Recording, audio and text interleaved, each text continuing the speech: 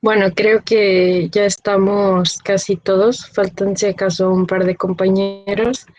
El día de hoy vamos a hablar sobre historia y un poquito del contexto de cómo evolucionó esta rama de la medicina a lo largo de la historia. Como les había dado un poquito de introducción la primera vez que nos vimos, pues esta especialidad comprende varios aspectos de la medicina. Vamos a hablar sobre eso. No sé si las diapositivas las pueden ver. Sí, doctora, sí se ve. Sí, doctora. Ok. Bueno, si en algún momento no se cambian, no las pueden observar, pues me avisan.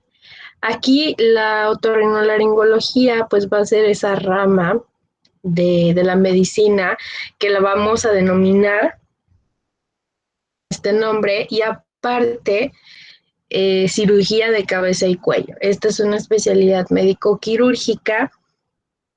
Inicios, pues tenía algunas implicaciones con algunas otras especialidades, pero ahorita ya más adelante vamos a hablar sobre esto. Específicamente, ya habíamos hablado sobre las enfermedades que abarcaba esta especialidad. Es enfermedades de oído, de vías respiratorias superiores y de algunas partes de las vías respiratorias inferiores. Aquí también quería abarcar algunas cirugías relacionadas con la glándula tiroides y, como les mencionaba anteriormente, a veces hay competencias específicas que se superponen con algunas otras especialidades.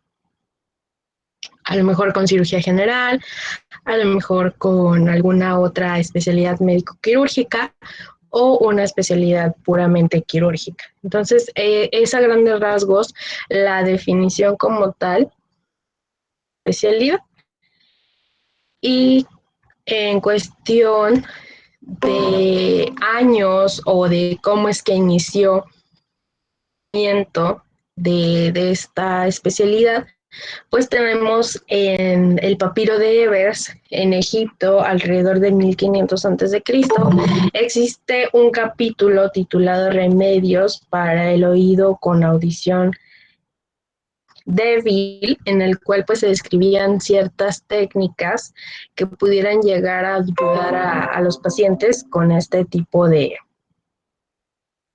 como lo ven ahí, es denominado remedios y ni siquiera engloban enfermedades específicas como lo conocemos en 1492. Gasparo Tagliacozzi realizó las primeras reconstrucciones de nariz en pacientes con traumatismo facial grave, en el cual pues perdían esta parte del cuerpo, y él comenzó a hacer estas cirugías de reconstrucción utilizando colgajos de piel del brazo para tratar de reconstruir la anatomía característica pues de la nariz. En 1828 se inventó el tonsilotomo, que es esta herramienta que se utilizaba anteriormente para extraer las amígdalas, para realizar la amigdalectomía. Pues esto revolucionaría la forma en la que se realizaban las amigdalectomías. Y avanzamos un poco más en la historia. Para 1854, Manuel Patricio Rodríguez García, un inventor, se le atribuye la invención de los espejos manuales y de los primeros laringoscopios. Los espejos manuales, pues como su nombre lo indica, es este instrumental que nos va a ayudar a visualizar las estructuras de la cavidad oral, y pues aquí también entran algunas otras especificaciones. Tenemos en 1861 que el médico Prosper Ménier describe por primera vez la enfermedad de Ménier, que pues es un vértigo crónico incapacitante multifactorial, específicamente o con mayor auge el componente genético, los vértigos que casi que no ceden con ningún tipo de tratamiento y se describe por primera vez. Avanzando más en la historia, tenemos a finales del siglo XIX, se constituye como oficialmente pues una cátedra de otorrinolaringología en las universidades y por ende pues se constituyen las primeras generaciones de médicos especialistas en la rama de la medicina.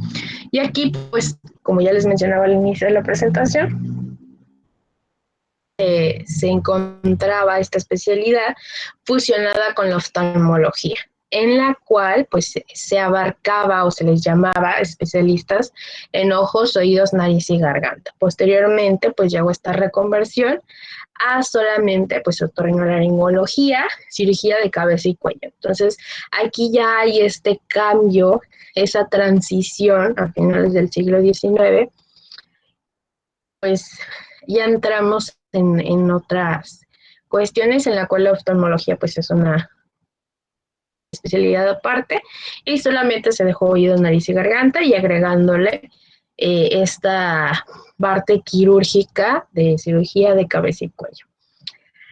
También se hicieron muchos avances o se logró tener pues muchos pasos en la cirugía otológica y en la cirugía rinológica. En la cirugía otológica, si hacemos un retroceso en nuestros conocimientos de anatomía, pues denominamos que hay huesecillos, hay estructuras dentro del oído que pues van a ser muy pequeñas. Entonces, las cirugías otológicas, su dificultad y por su necesidad de técnica y de buen instrumental, de especialistas en estas cirugías. Igual en la cirugía rinológica sabemos que esta es una mico importante y pues que no solamente hay cirugías en cuestión de estética, sino también de funcionalidad. Entonces, en este siglo, finales del siglo XIX, pues también se daban esos primeros pasos. Hablando en cuestión de técnicas, de innovación, de especialización en esos procedimientos, pues se fue avanzando junto con la tecnología. La tecnología, la ciencia, la medicina, generalmente siempre van de la mano en cuestión de buscar, de innovar, de entender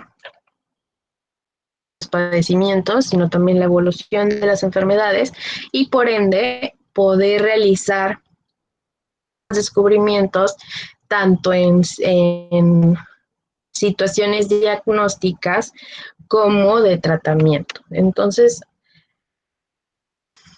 nos fue perfeccionando más esta especialidad y las situaciones en las que se iban a encontrar listas.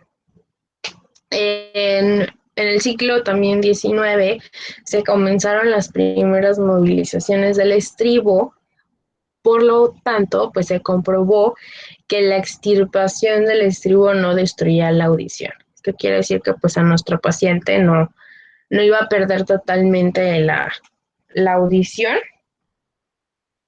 capacidad auditiva iba a estar disminuida, pero no se perdía por completo. Entonces, al estarse realizando estos procedimientos con más frecuencia, se perfeccionaban técnicas, el uso de ciertas técnicas y de ciertos instrumentos. Se fueron perfeccionando, se fueron describiendo, se fue teniendo más información, acaba pues mejores resultados, mejor recuperación, mejor el tiempo transoperatorio, etcétera. Todo lo que tiene que ver, sobre todo con la cirugía, se fueron perfeccionando estas técnicas. En 1911, Henneberg publicó un artículo en la relación que existía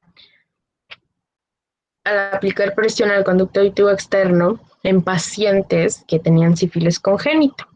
Él observó que al realizar esta maniobra, antes se producían síntomas y signos vestibulares. Entonces ahí él ya relacionó esta sífilis congénita con problemas del oído.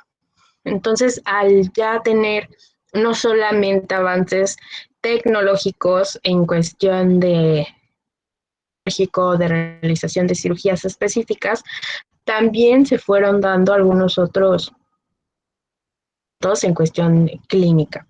Entonces, como pueden ver, ya entrando en los 1900, Maurice H. Cottle, este es tal vez el segundo cirujano nasal más influyente del siglo XIX, después de otro cirujano muy reconocido, cirujano Jaques, pues se comenzó a darle más importancia a estas cirugías.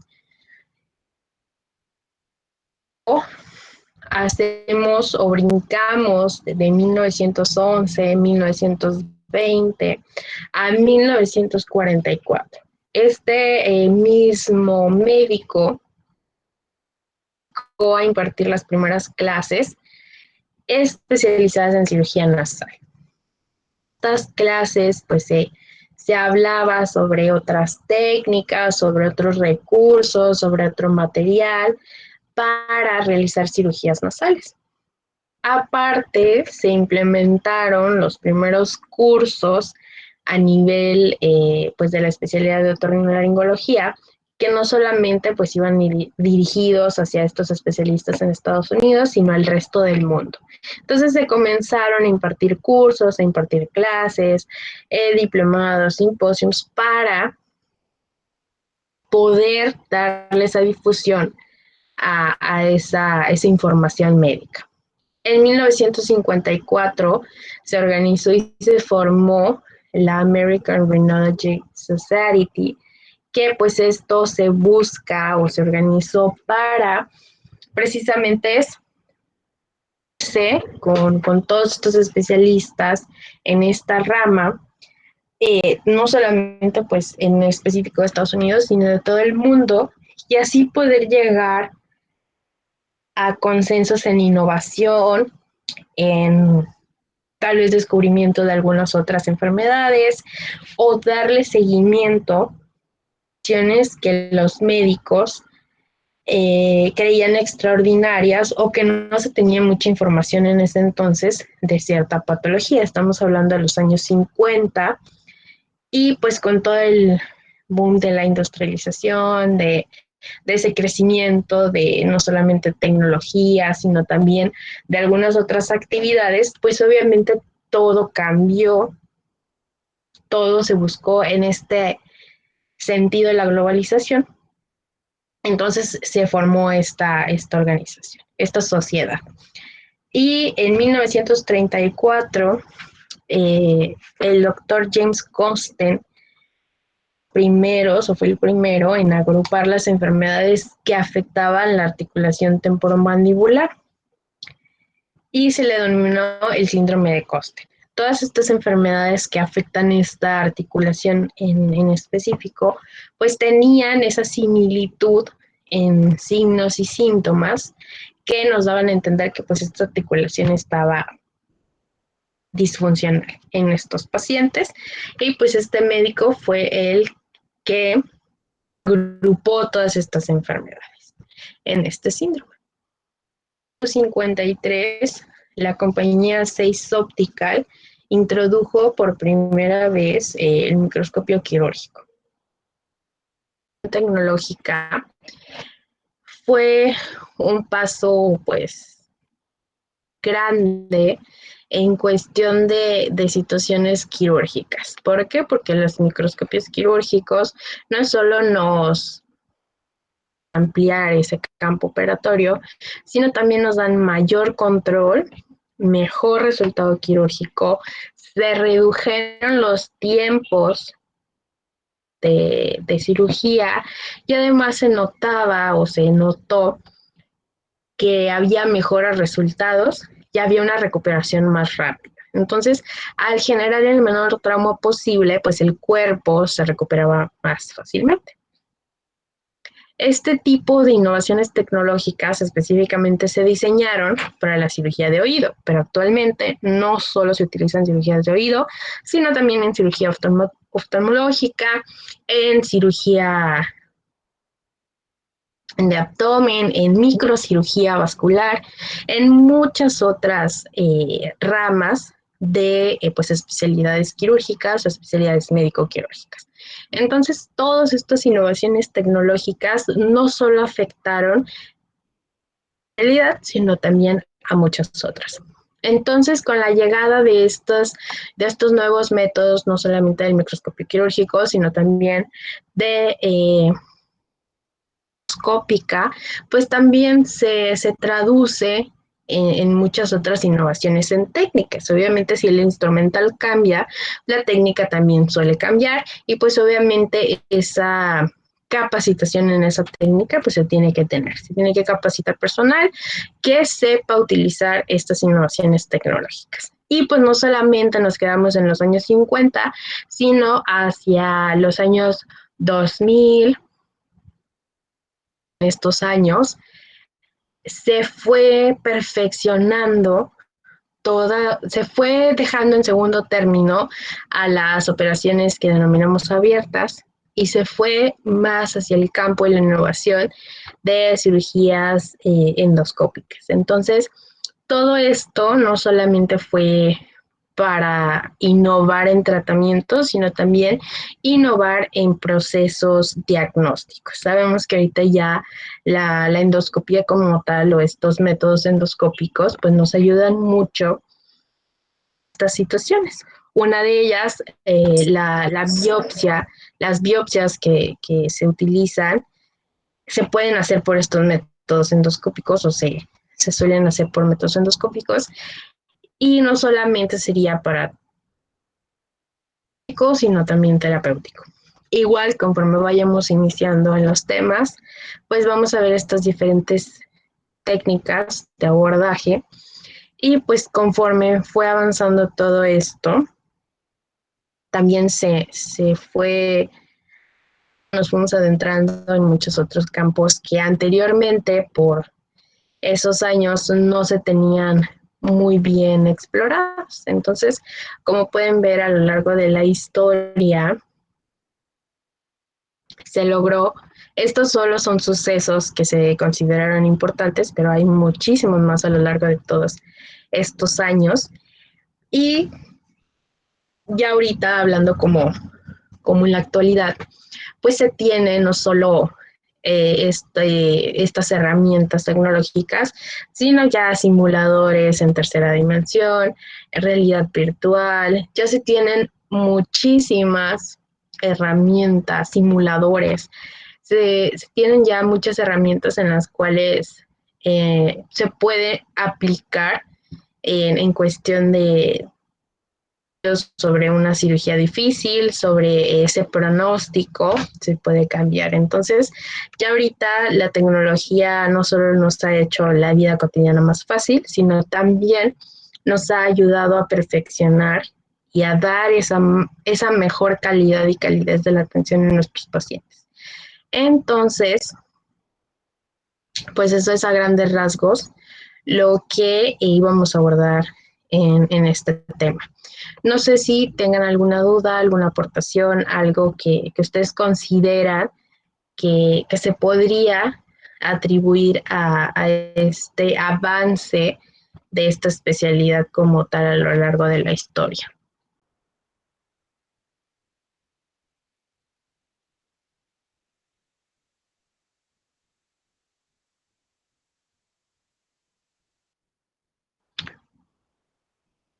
Bueno, otra cosa que se me olvidó mencionar fue el avance en cuestiones de prótesis o de dispositivos para mejorar la calidad de la audición.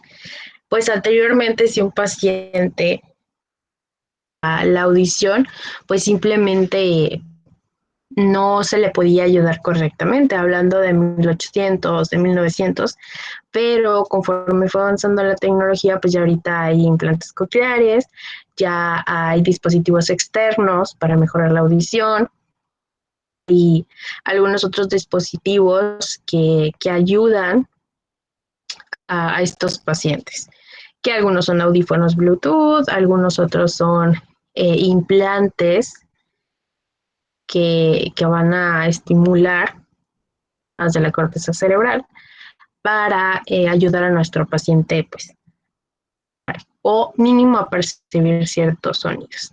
Entonces, conforme fue avanzando todo esto, como les mencionaba anteriormente, no solo fue a lo mejor en cirugías, que aquí es de lo que más se habló en avances tecnológicos, sino también en algunos otros dispositivos. Ya hablando ahorita en la actualidad del año 2015 hacia adelante, pues eso es en lo que se ha estado investigando a más profundidad, realmente poner al alcance de nuestros pacientes mejores alternativas, porque sabemos que pues la medicina así es, podemos nosotros tener una opinión, podemos darle a nuestro paciente tanto, pero conforme va avanzando el tiempo, pudiéramos llegar a tener algunas otras alternativas, hablando de varios tratamientos. Entonces, pues esto era lo que vamos a ver el día de hoy. Un tema corto, realmente pues no hay mayor dificultad, más que ustedes observen cómo fue avanzando esta rama de la medicina. No sé si ustedes recuerden, a lo mejor y no recuerdan, anteriormente se le denominaba o los médicos acostumbraban especialistas en ojos, nariz y garganta. Eso fue a grandes rasgos cómo es que cambió el nombre o el campo de aplicación de esta especialidad médico-quirúrgica.